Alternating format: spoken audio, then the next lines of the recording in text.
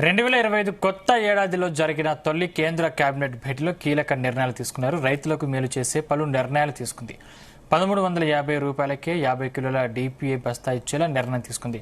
ప్రధానమంత్రి ఫసల్ బీమా యోజనలో పలు మార్పులు చేసింది. ప్రధానమంత్రి ఫసల్ బీమా యోజన 69,515 కోట్లకు పెంచుతూ నిర్ణయం తీసుకున్నారు. ఫండ్ ఫర్ ఇన్నోవేషన్ అండ్ టెక్నాలజీకి 800 కోట్ల కేటాయిస్తూ నిర్ణయం తీసుకున్నారు. 2014 నుంచి 2024 వరకు ఎరువుల సబ్సిడీకి 11.9 లక్షల కోట్లు కేటాయించింది.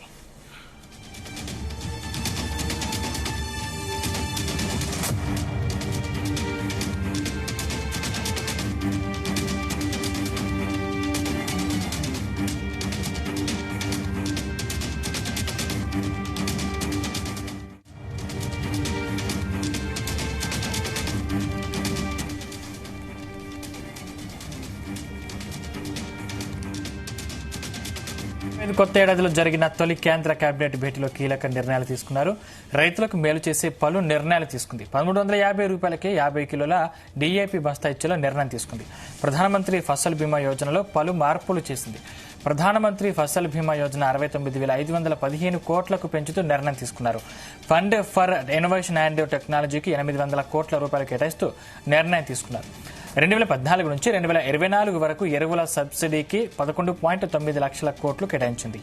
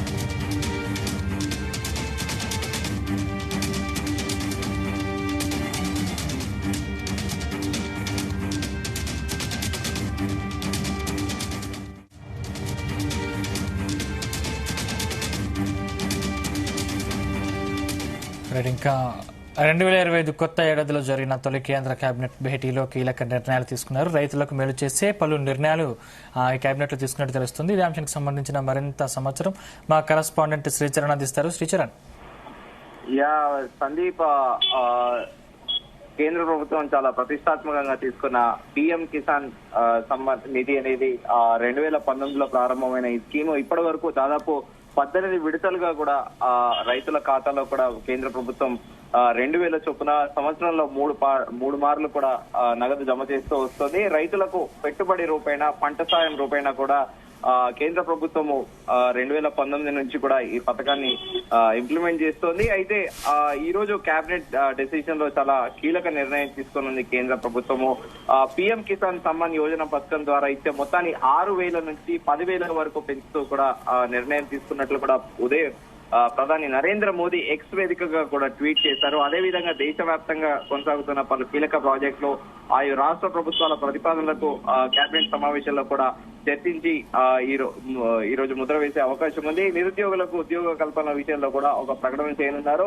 అయితే ఈ రైతుల విషయంలోనే మోదీ ప్రభుత్వం ప్రత్యేకంగా కూడా చెప్పాలంటే దేశవ్యాప్తంగా అన్ని రాష్ట్రాల్లో ఉన్న రైతుల కంటే నార్త్ స్టేట్స్ లో కూడా రైతులు పంజాబ్ గానీ, ఇటు హర్యానా గానీ, అలాగే వెస్ట్ బెంగాల్ గానీ, బీహార్ లో గానీ దేశవ్యాప్తంగా not only particularly north east స్టేట్సే కాకుండా దేశవ్యాప్తంగా ఉన్న రైతులందరికీ మేలు చేయాలనే కూడా ప్రధానంగా మోడీ 3.0లో కూడా రెండోసారి కేబినెట్ సమావేశం జరిగినప్పుడు కూడా ఎంఎస్పీల రేట్లు కూడా పెంచిన విషయం తెలిసిందే. రైతులకి మినిమం సపోర్ట్ ప్రైస్, కనీస మద్దతు ధరను కూడా పెంచుతూ ఉత్తర్వులు దేశవ్యాప్తంగా పలు రాష్ట్రాల్లో పండించే రైతులకి అందరికీ కూడా పంటకి మద్దతు ధర కూడా పెంచిన విషయం తెలిసిందే.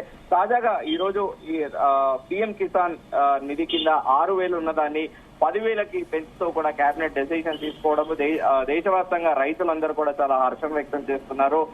ఎందుకంటే భారతదేశంలో ముఖ్యంగా వ్యవసాయం ఉంటేనే అందరికీ కూడా కడుపులు నిండుతాయి. వ్యవసాయాన్ని కేంద్ర ప్రభుత్వం ఆలోచనలో కూడా అదే, రైతులకి మొదటి ప్రయారిటీ ఇవ్వాలి అనే కోణంలో కూడా ప్రభుత్వము ప్రతి అంశంలో కూడా ప్రతిసారి కేబినెట్ సమావేశంలో కూడా మనం చూస్తున్నాం వరుసగా ఇది 5వ కేబినెట్ సమావేశంలో కూడా కీలక నిర్ణయాలు తీసుకుంటున్నారు రైతుల గురించి.